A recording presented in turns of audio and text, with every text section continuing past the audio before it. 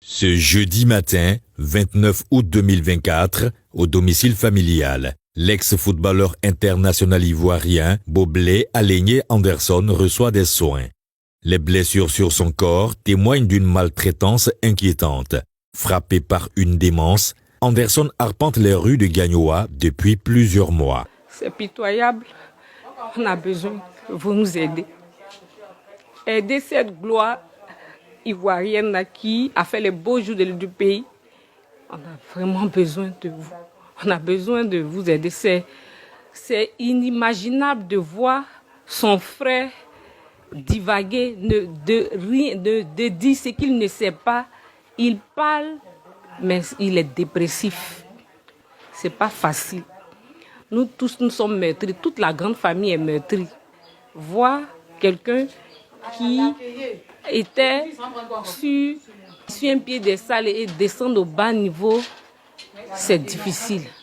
C'est difficile et il faut dire que quand il passe à Gagnoa, tout le monde le reconnaît puisqu'il a fait la fierté de la ville. Les prestations sur le terrain de Boblé Anderson font rêver d'autres jeunes joueurs et les fans, faisant de lui un symbole d'espoir pour le football ivoirien.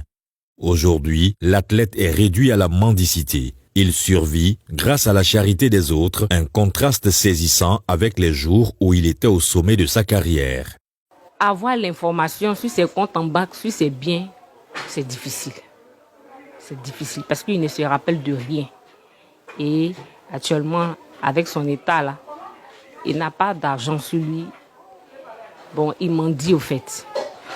Alors qu'il poursuivait son rêve en Europe, la maladie a commencé à se propager, plongeant son quotidien dans une spirale de souffrance. C'est depuis l'Europe et quand il est venu, il y a nos grands frères qui ont essayé de l'interner à Bingerville.